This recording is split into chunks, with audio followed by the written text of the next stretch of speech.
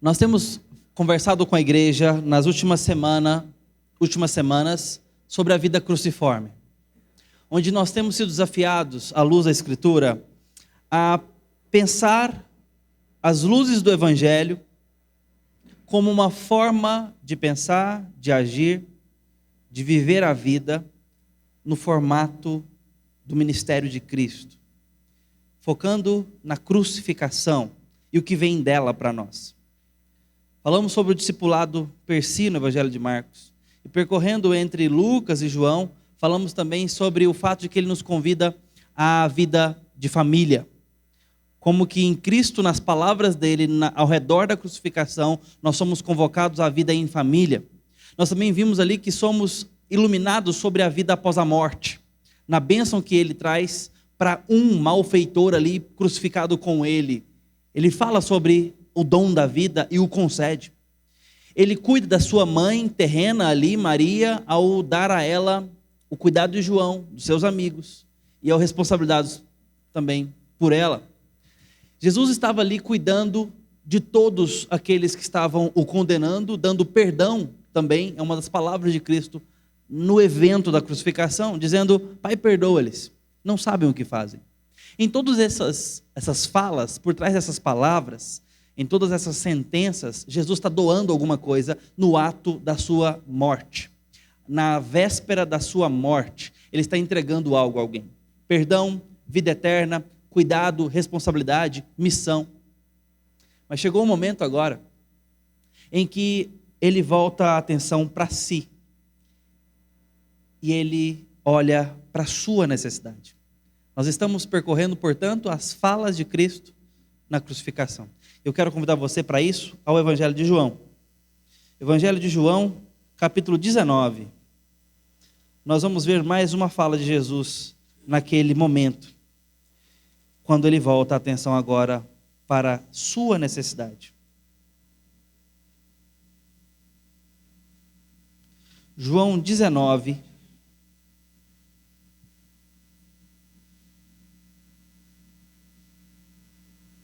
versículos 28 e 29. Diz assim a palavra do Senhor.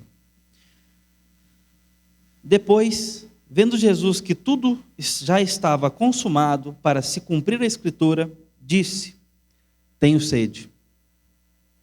Estava ali um vaso cheio de vinagre. Embeberam de vinagre uma esponja e, fixando-a num caniço de isopo, lhe chegaram à boca. Essa é a palavra do Senhor. Eu quero pedir a graça do Senhor sobre nós mais uma vez. Ó Deus bendito, te pedimos que nesse momento de leitura e meditação na tua palavra, onde ela será exposta aqui, que o teu Espírito Santo gere em nosso coração, em nossa mente, aquilo que precisamos que seja feito por ti, através da tua palavra. Apesar de mim e apesar do interesse dos meus irmãos, nós te pedimos, edifica-nos, em nome de Jesus. Amém. Irmãos, há uma música composta pelo nosso presbítero e amigo, artista também, Rubão, que chama-se Água, interpretada belamente pelo grupo Expresso Luz. Recomendo, a gente precisa de boas referências cada vez mais na cultura e na música. Eu quero ler essa poesia do Rubão, que diz o seguinte: verso e reverso, chuva e sertão, tempo está querendo fechar, água lacrimeja, olho de quem sonha, com o sertão virando mar. Água que deságua, cachoeira abaixo, quero ver tua queda, derrubando o descaso desse chão, irrigando a terra. Água que molhou a rede, de quem tira o pão do mar. Água que mata a sede, sede que mata, para matar a nossa sede, água viva para tomar. Se escorre, corre sempre para o mar. Quem já viu o mar encher? Daqui dessa margem, ante a tua beleza, pôr do sol me fez tremer. Não pagou a conta? A água já cortou. Nem deu para fazer café, roupa no varal. Maria que tem neném, menina que virou mulher. Pega na rodia, pote já encheu, lá no poço de Jacó, água que Pilatos quer lavar a mão, um covarde cidadão. Rio de água viva, quem lavou minha alma quer lavar teu coração. Cristo é a fonte, quem dele provar, sede nunca mais terá. Finalmente nós temos a atenção de Jesus aqui falando sobre sede. E ele fala da sua sede. Haviam pessoas ali precisando de perdão, haviam pessoas precisando de justiça, de castigo eterno, coisa que o pecado merece em todo o caso, inclusive no nosso. Haviam pessoas ali precisando de conselho, de cuidado, de consolo, como ele ofereceu a Maria. Haviam pessoas ali precisando de responsabilidade e de memória, para lembrar que ali era um cumprimento da Escritura, e ele cita as Escrituras na crucificação para animar os seus discípulos e lembrá-los que ele estava ali cumprindo as Escrituras, que tudo estava debaixo do controle divino, e que ele fazia parte desse enredo. Havia muita gente precisando de muitas coisas, e Jesus fornece graciosamente e abundantemente todas elas. E é nesse momento agora que ele volta a atenção para si, e consegue, talvez num momento já drástico da sua vida, eu falo vida humana mesmo, dizer: tenho sede, estou com sede. Ele faz isso, e ao fazer isso, algumas coisas ficam muito claras para nós. Jesus era homem mesmo. Ele era 100% humano. E Deus. É curioso porque pessoas não cristãs, não crentes, não aparentemente têm dificuldade com a humanidade de Jesus. Há evidências históricas demais, escritos demais. Há muitos relatos. Os evangelhos são documentos históricos, valiosíssimos na história da humanidade. Eu não estou falando que as pessoas acreditam em tudo que está escrito na parte miraculosa, mas não há como negar que aquilo é documento histórico. Os primeiros historiadores da nossa história, alguns deles remontam, por exemplo, o Flávio Joséfo, um dos primeiros historiadores da história da humanidade, relata textos relacionados a Cristo Jesus, à vida dos discípulos. Então, o mundo não cristão não tem muita dificuldade de reconhecer que Jesus Cristo de fato veio, existiu e viveu naquela região ali. Ele não passou muito de 300 metros da sua casa no seu ministério todo. Ficou por ali. 3 anos de ministério público apenas. E é o homem mais conhecido de toda a história, sobretudo do mundo antigo. O povo não tem dificuldade com isso. A história não tem dificuldade com isso. Tem dificuldade quando fala que ele andou sobre as águas, que ele ressuscitou. Tem dificuldade quando fala que ele é Deus. Aí é outra história. O mundo tem dificuldade com a divindade de Jesus, não com a sua humanidade. Agora, o curioso é que com a igreja parece o contrário. A igreja não tem dificuldade com a divindade de Jesus. É fácil olhar para ele nos relatos bíblicos e crer na sua divindade, que ele é Deus Todo-Poderoso. A nossa dificuldade, ou a nossa teologia, fica um pouco mais vazia ao levar a sério a humanidade de Jesus. Às vezes nós temos uma antropologia de Jesus vaga. A gente às vezes não leva tão a sério e a fundo o fato de que Jesus era também 100% homem. Que se cansava, que precisava dormir, comer. Jesus era homem. E precisava ser. Deus não morre. Deus não sangra. E o pecado só pode ser perdoado, e quem definiu isso foi o próprio Deus, com derramamento de sangue. Não há remissão de pecado sem derramamento de sangue. E o sangue do Cordeiro puro. Esse é Jesus, na sua encarnação humilhante, no seu sofrimento humilhante, na sua morte humilhante, na sua crucificação mais que humilhante. Porque Deus queria tirar o pecado do mundo. E quando ele diz, eu tenho sede, ele está falando para aquelas pessoas que ele está cumprindo as Escrituras. As Escrituras que não apenas falam dessa encarnação de Cristo, profetizada desde os tempos antigos, mas também que previram a sua oferta da vida, a sua oferta para a morte e tudo que envolveu ela.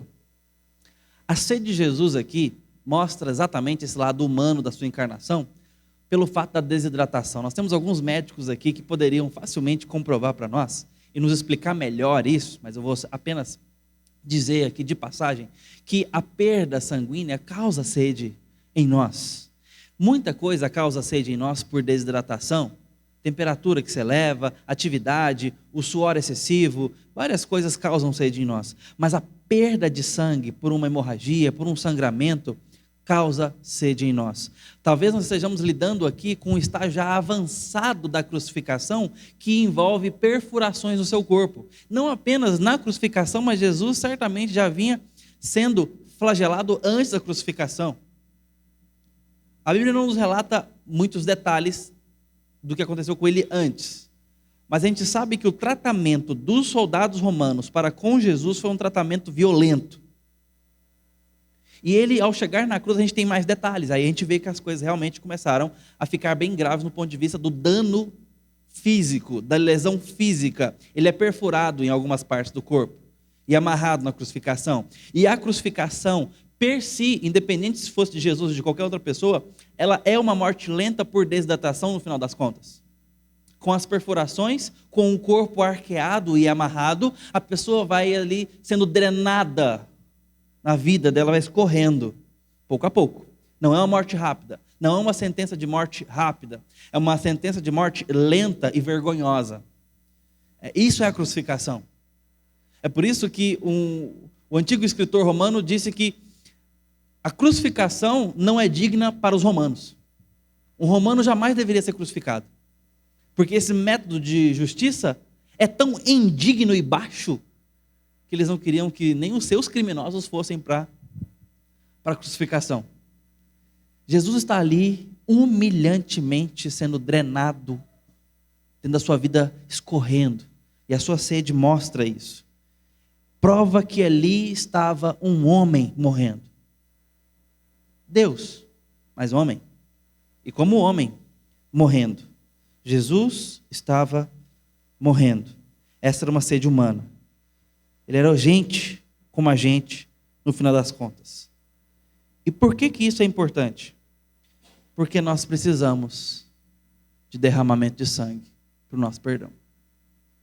Se não entendermos a encarnação de Cristo biblicamente, nós não vamos entender do que é que somos perdoados e qual a possibilidade de sermos perdoados. É por não entender o tamanho da humilhação de Cristo, da providência de Deus em Cristo, que nós achamos que podemos tomar decisão acerca da nossa salvação, escolher entre a vida eterna e a morte eterna. Gente, vocês não sabem o tanto de gente que pensa isso e ensina isso na igreja. Talvez aqui eu esteja falando para muita gente que ainda pensa assim.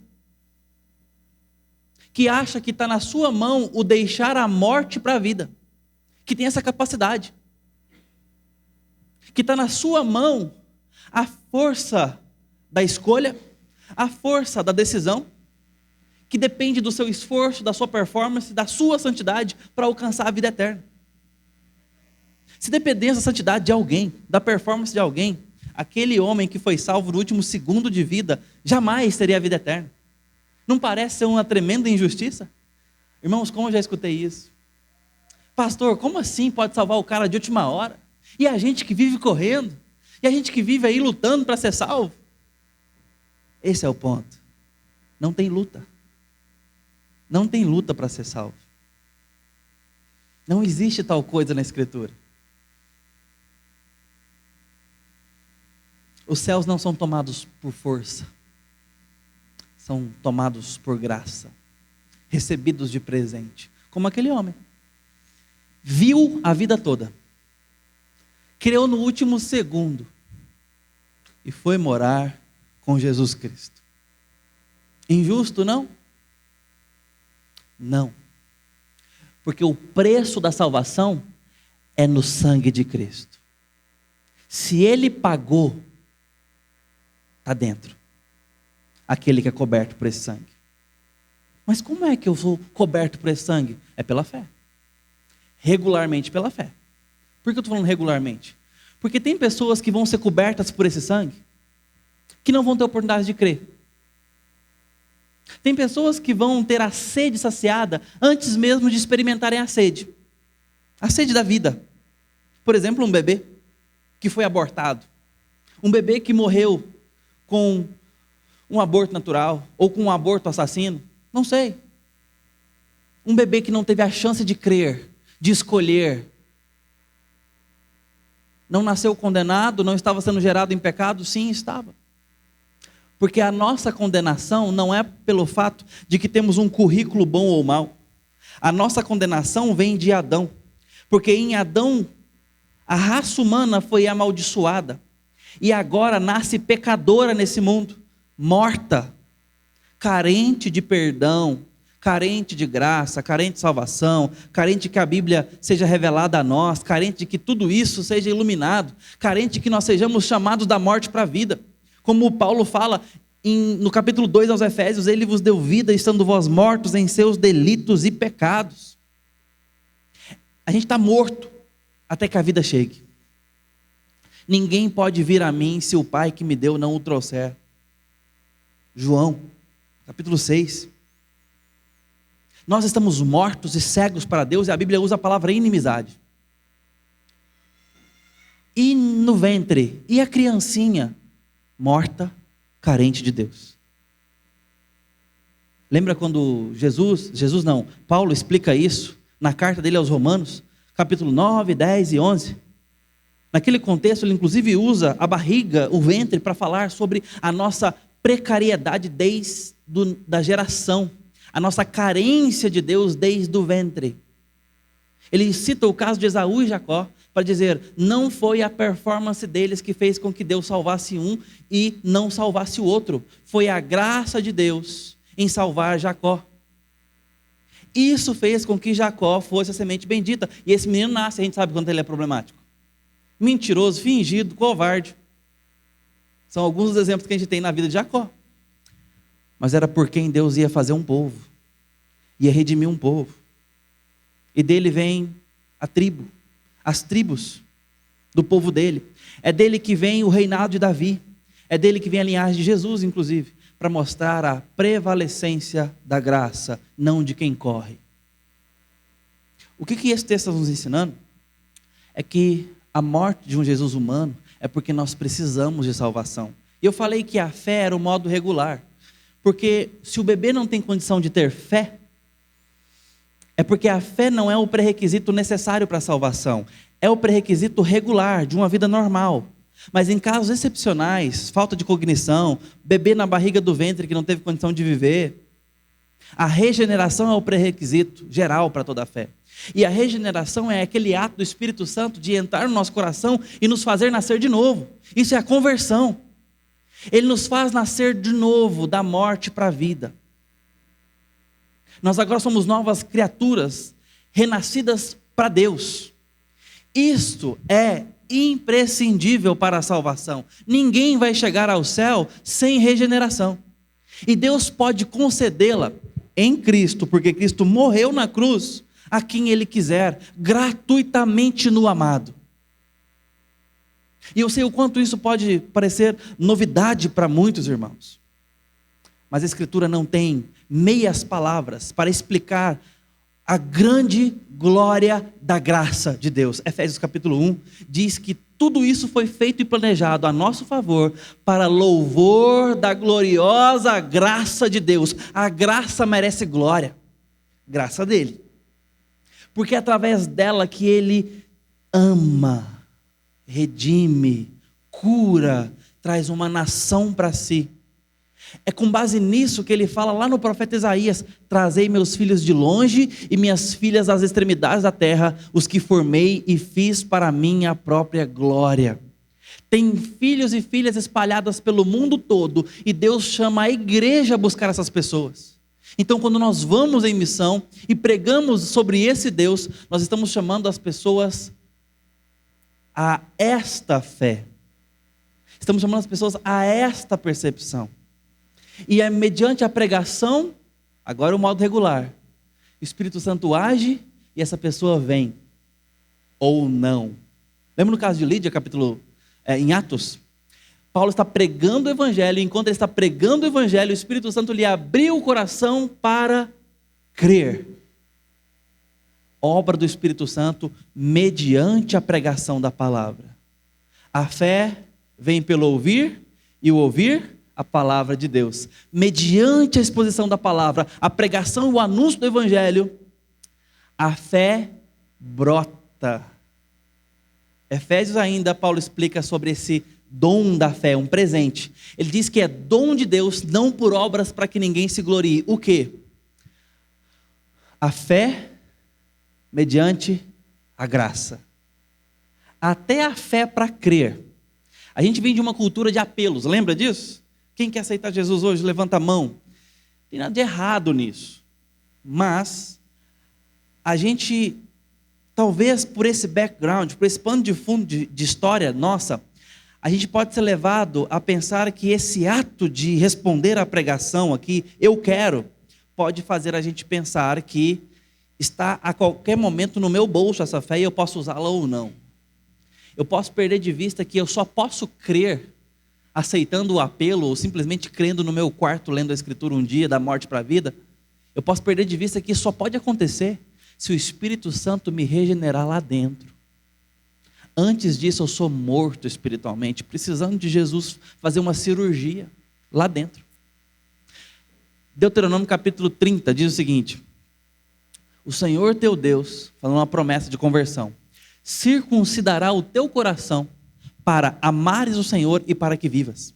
Esse versículo diz o seguinte, agora eu estou confuso se é 39 ou se é nova 30, tá? Vai nas duas salas que você vai achar um desses dois. Ou é o capítulo 30, versículo 9, ou é o capítulo 9, versículo 30.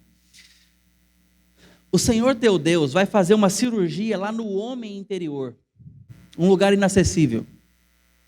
E essa cirurgia vai fazer com que você agora passe a amar a Deus. E vai viver, porque é a regeneração. A regeneração fala da nova vida, da conversão espiritual. Cirurgia de Deus, regularmente feita mediante a pregação da palavra, mas excepcionalmente pode ser feita sem a pregação da palavra e sem a demonstração de fé para casos onde não há cognição, onde não há oportunidade de tomar decisões, de pensar, de refletir. E eu citei os casos excepcionais. Às vezes problemas cognitivos, pessoas com algum problema mental, no caso dos bebês também. Regeneração. Gente, eu sei que esses assuntos podem ser complexos, mas eu não queria deixar de trabalhá-los minimamente. Se você tem interesse em aprofundar neles, nossa escola dominical serve muito para isso, bem como outras atividades da igreja. Eu quero te recomendar muito que você venha disposto a estudar a Escritura conosco nesse sentido. Mas eu quis passar por isso, fazer esse sobrevoo para voltar aqui ao fato de que esta sede humana é necessária porque o dom da salvação está na mão de quem pode dá-la. Como Jonas diz, ao Senhor pertence a salvação. E Ele está dando com o preço pago. E o preço pago é a morte de Deus homem na cruz. Esta morte é para que outros não morram. Esta sede é para que outros não tenham sede. Esta é uma sede humana no final das contas, porque a sua encarnação é para morte. Substituindo. Na teologia nós chamamos esta morte de vicária. E a ideia de vicária é porque ela substitui. Não é uma morte por conta de uma fatalidade. Literalmente sim, mas a fatalidade aqui é só o fato de que chegou a morte.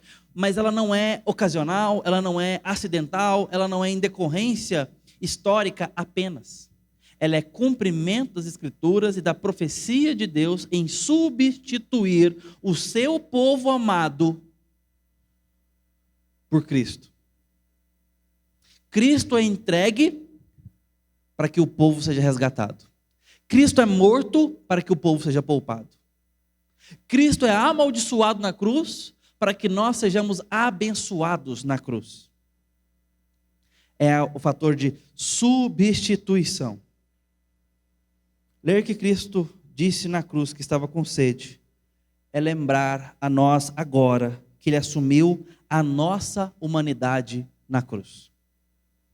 Para que a nossa humanidade fosse completamente redimida, perdoada, alcançada. O mérito está em Cristo. E a nossa santidade, como é que fica? Ela fica como resposta à salvação e não como condição para alcançá-la. A condição de salvo é que me torna santo na vida. Como alcançado e iluminado, agora eu posso dizer não para o pecado. Eu não deixo um pecado para ser salvo, porque só o salvo pode negar um pecado. Porque até a obediência do não salvo não é obediência, não é boa obra. A gente vê isso no Evangelho. Só o salvo pode glorificar a Deus positivamente, ativamente. E esta é uma sede não apenas humana, necessária para nos salvar. O Deus homem se entregando porque assim cumpria fazê-lo. Mas também, falando de cumprimento, era uma sede prevista, bíblica. E eu quero passar para os irmãos aqui por algumas oportunidades bíblicas que nos mostram isso. Jesus era o Salvador que Deus tinha prometido enviar desde o mundo antigo, desde o Antigo Testamento. E foi para se cumprir a Escritura que ele disse, tenho sede. Vocês viram isso no versículo 28? Diz o seguinte: depois, vendo Jesus que tudo já estava consumado, para se cumprir a Escritura, disse, tenho sede. Ele realmente estava com sede? Claro, não tinha como não estar. E a gente sabe as causas humanas disso, e a menos que a gente creia na humanidade de Cristo, a gente não vai entender isso. Então, se a gente crê na humanidade de Cristo, a gente vai entender que a sede dele era humana, real, como a gente explanou agora. Mas também foi para que se cumprisse a Escritura que tudo isso estava acontecendo. A gente sabe que Jesus realmente é o Salvador do mundo, porque ele é exatamente o tipo de Salvador profetizado pelos profetas e pelos patriarcas também, de certa forma. Aquele Messias que deveria vir ao mundo está aqui combinando perfeitamente com esse Jesus. Ele vai mostrando isso ao longo do seu ministério público, mas agora, especificamente, na ocasião da cruz, várias ocorrências mostram que isso estava acontecendo. E quanto mais você lê com atenção o Antigo Testamento, mais você entende que aquele homem que veio de Nazaré é o Messias profetizado há milênios atrás. É o homem que Deus havia mandado vir ao mundo. E eu quero citar várias passagens para os irmãos aqui. Por exemplo, não precisa abrir que eu vou citar várias, tá? Salmo 41, 9. O Antigo Testamento previu que o Salvador seria traído por um amigo íntimo. Jesus foi traído pelo beijo de um dos seus discípulos, Mateus 26. Isaías 53. O Antigo Testamento diz que o Salvador seria totalmente inocente. O que aconteceu? Quando Pôncio Pilatos condenou Jesus à morte, ele disse, eu não acho nesse homem crime algum, relatado, por exemplo, por João, capítulo 18. O Antigo Testamento também previu que o Salvador seria escarnecido. Salmo 22, versículo 7, versículo 8 falam sobre isso. Bom, Jesus foi vendado, coberto de cuspe, insultado, esbofeteado, coroado com espinho, que era uma chacota, chacoteando o fato dele dizer ser rei. E a gente lê isso, por exemplo, no Evangelho de Marcos, capítulo 15. O Antigo Testamento afirmou que o Salvador seria contado como um criminoso, Isaías 53, 12. E Jesus, de fato, foi crucificado com 2 criminosos numa sentença para crimes, para um criminoso público. Ali, entre os dois, estava Jesus. A gente lê isso, por exemplo, em Lucas e nos outros evangelhos, mas citando aqui Lucas 23, por exemplo. No Antigo Testamento estava previsto que o Salvador teria mãos e pés perfurados, Salmo 22 fala sobre isso. Versículo 16, mais especificamente. E quando Jesus foi pendurado na cruz, ele teve pregos batidos em suas mãos, em seus pés, e a gente vê João falando sobre isso no capítulo 19. O Antigo Testamento asseverou que homens ímpios lançariam sortes pelas roupas do Salvador. Mais uma vez o Salmo 22, que é um salmo muito messiânico. Versículo 18. E de fato, Lucas, no capítulo 23, nos fala que os soldados crucificaram Jesus, abre aspas, repartindo as vestes dele e lançando sortes, fecha aspas. O Antigo Testamento previu que o Salvador seria abandonado por Deus, mais uma vez, Salmo 22, versículo 1, que os seus ossos não seriam quebrados, agora o Salmo 34, versículo 20, que ele seria enterrado no túmulo de um homem rico, Isaías 53, versículo 9. E todas essas coisas aconteceram no advento da crucificação. Todas elas você pode perceber, como por exemplo, Mateus 27, 46, Deus meu, por que me desamparaste? Foco da pregação de domingo que vem. Uma espada perfurou Jesus no lado, mas os seus ossos não foram quebrados, João 19. Jesus foi enterrado no túmulo de jardim, de um homem chamado José de Arimateia, Mateus capítulo 27. E adivinhe, era rico. Todas essas coisas e tantas outras foram profetizadas séculos antes que Jesus andasse pela terra, e todas elas foram cumpridas à risca, para que todos aqueles que conheciam o Antigo Testamento pudessem agora testemunhar que aquele homem que estava morrendo era o Messias profetizado. Então, para que se cumprisse a Escritura, ele diz: tenho sede. Ali estava a sua identidade única como Deus homem na terra, não podia ser outro. E a prova estava que anos e anos antes, tudo isso apontava para ele, eram documentos que todos tinham em mãos. Havia uma profecia até sobre a sede dele que a gente leu no texto. Salmo 22, 14 e 15 diz o seguinte: derramei-me como água, meu coração se fez como cera, derreteu-se dentro de mim, secou o meu viver como um caco de barro. A língua se apega ao céu da minha boca, assim me deitas no pó da morte. Há comentaristas que dizem que Jesus poderia muito bem citar, como ele fez em outras citações na cruz, esse salmo. Mas o seu cansaço, o seu esgotamento era tanto, que coube a ele apenas essas palavras: tenho sede. Era a sede de morte que foi prevista no Antigo Testamento, estava se cumprindo aqui. Jesus Cristo estava sendo humilhado até a morte, e nesse momento ele teve sede, para que todo que nele crer não seja humilhado até a morte, e morte eterna.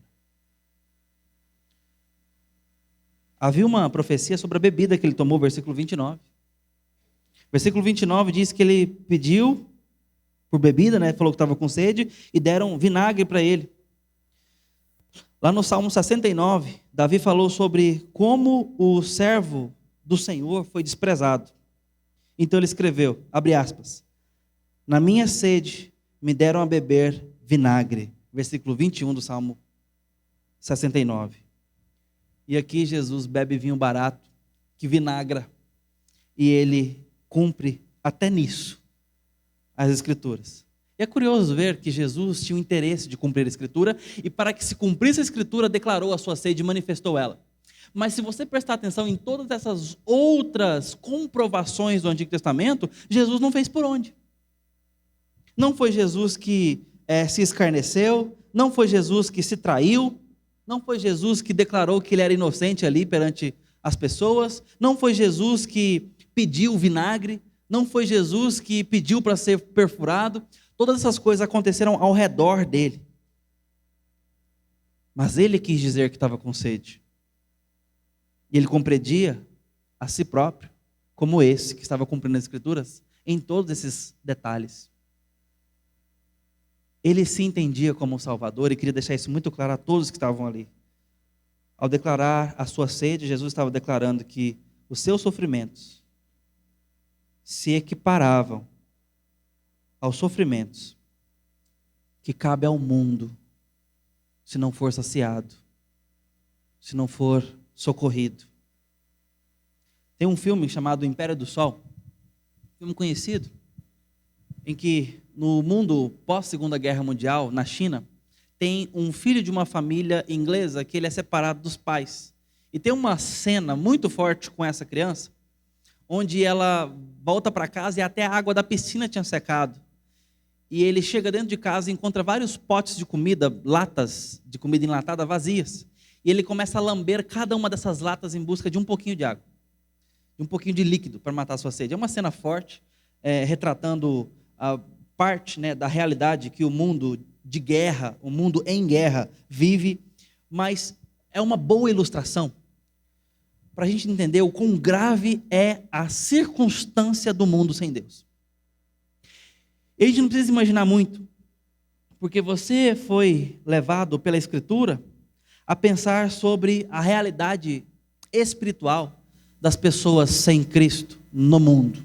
E isto foi usado para nos mostrar sobre sede.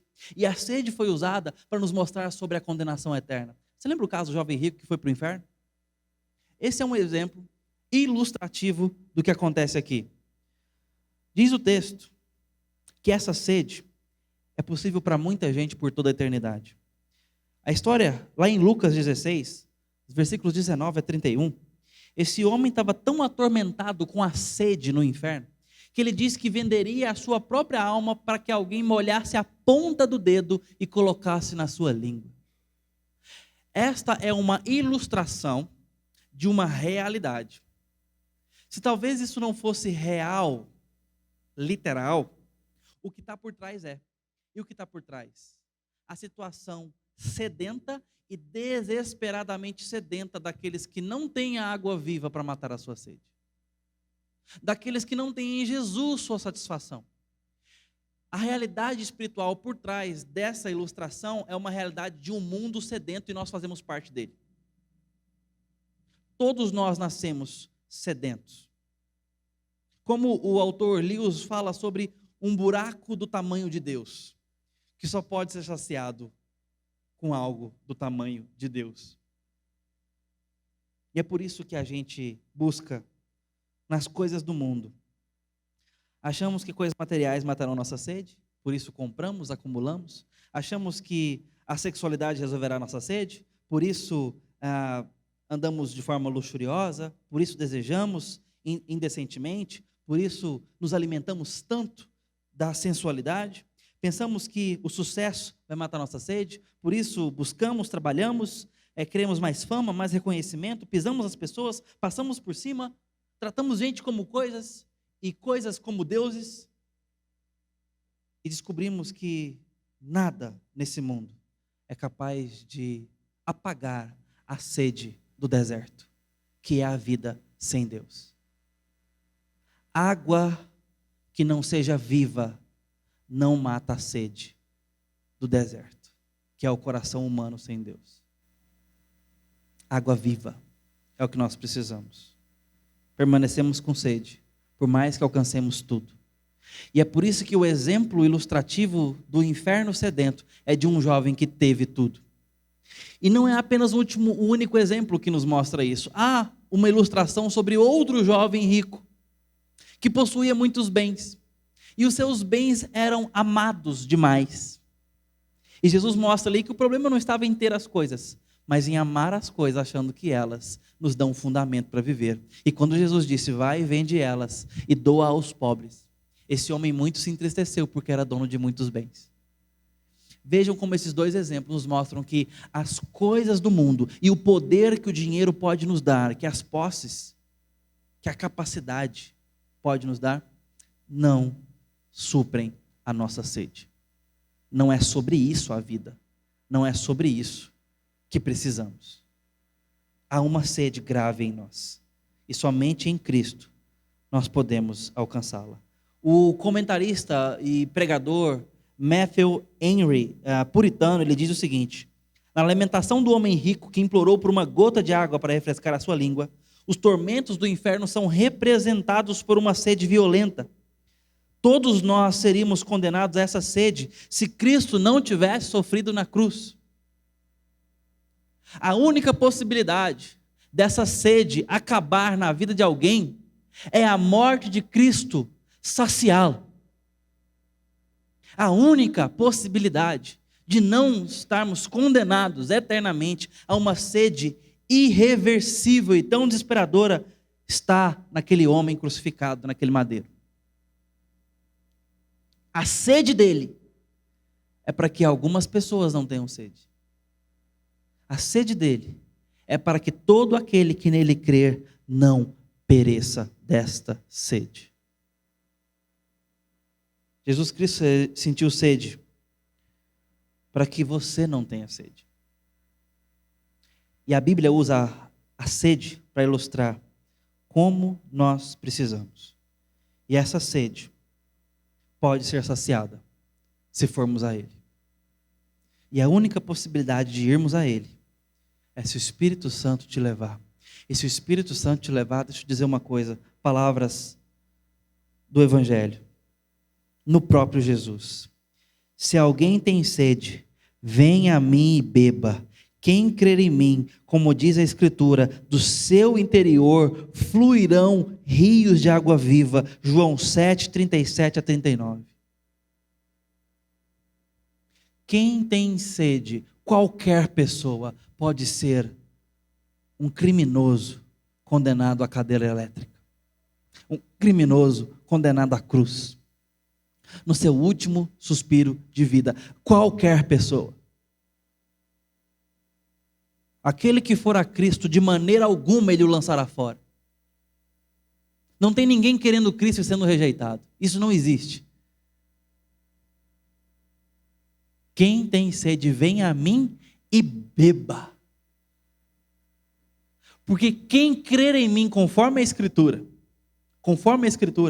do seu interior, não apenas terá a sede saciada, mas será rios de água viva, será fonte para o mundo sedento.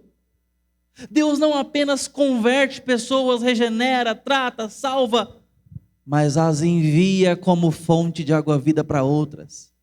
É isso que é o povo de Deus regularmente na história. Fonte de Deus. Por isso pregamos, por isso cuidamos, por isso visitamos, por isso testemunhamos, por isso agimos com justiça, por isso perseguimos a santidade, por isso anunciamos o Evangelho, por isso tentamos ser honestos, justos, bons. Além da nossa própria capacidade, porque Cristo morreu por nós e nos enviou como testemunhas vivas do seu sangue derramado. Somos agora, como crentes em Jesus Cristo, canais de água viva. Devemos usar nossos dons, nossa arte, nosso talento, nosso tempo, nosso dinheiro, nossas forças para saciar o mundo com a água viva que é Jesus. E o mundo está sedento. É porque Cristo morreu e porque Ele tem família espalhada pelo mundo, perecendo, é que nós devemos ir buscá-las. Devemos pregar em tempo e fora de tempo, para que esse povo seja alcançado e nós sejamos usados como canal de Deus para isso. Há um episódio no livro de Atos onde os discípulos estão saindo da cidade.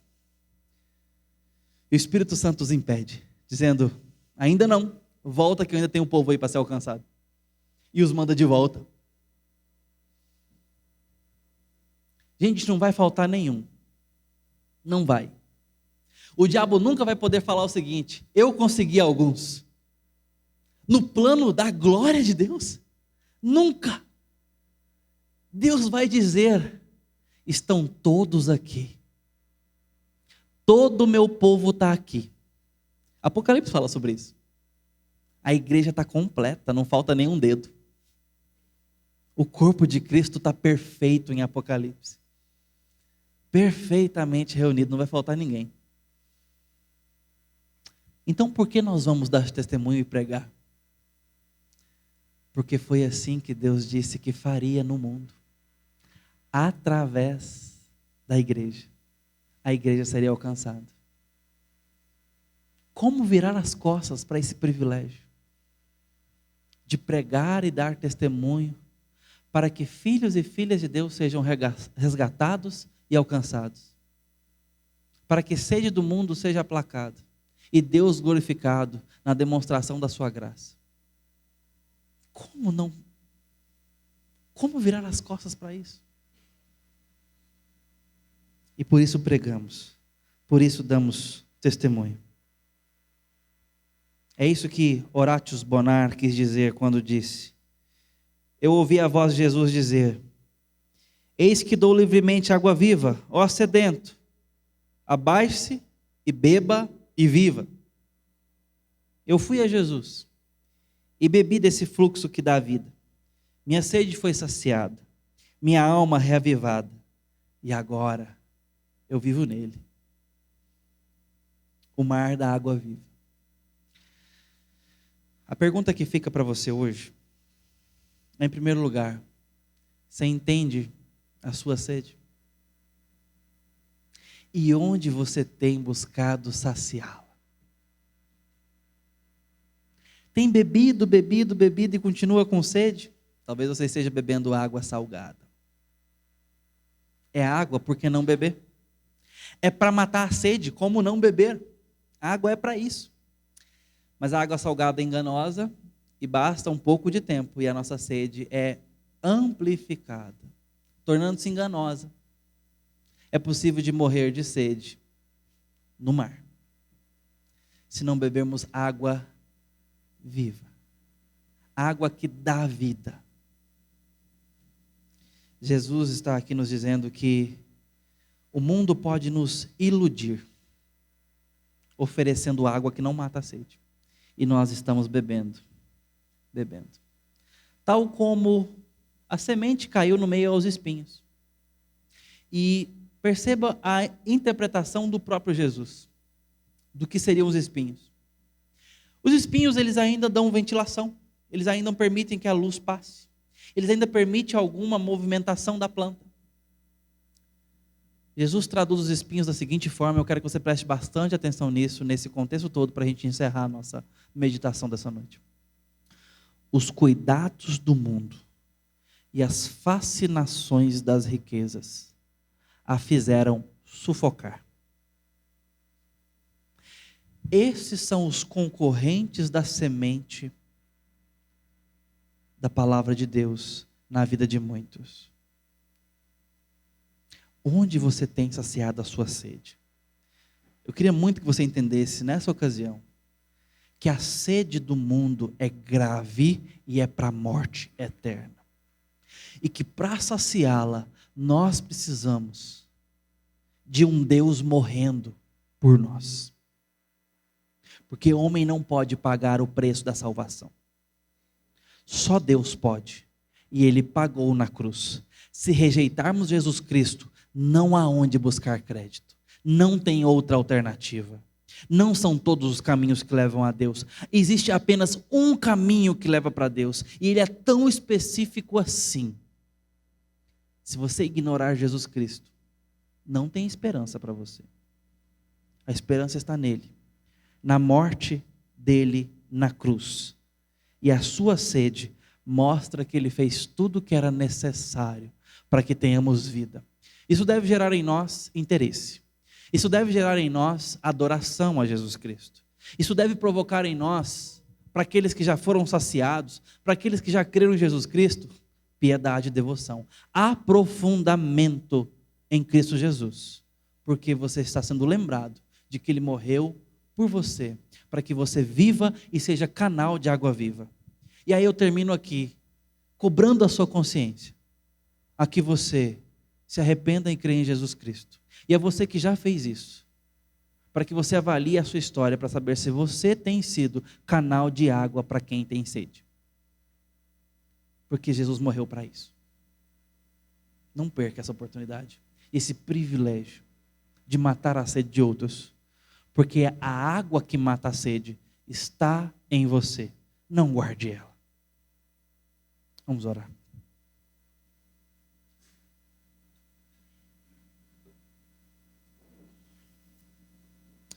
Ó Deus santo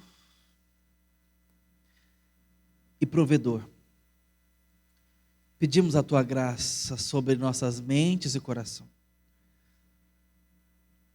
Pai, perdoa por tantas vezes negligenciarmos a água da vida, buscando beber de outras fontes. Te peço por aqueles que ainda não mataram sua sede, que venham até Jesus e bebam, e conheçam a vida eterna. Conheçam Tuas promessas e a Tua presença. Eu te peço pela Tua igreja, Pai. Meus irmãos e irmãs que me ouvem nessa ocasião. Te peço por mim, ó Pai. Que fluem em nós rios de água viva por outros, para outros. Para que Teu nome seja glorificado em vidas alcançadas, em corações saciados. Em nome de Jesus. Amém.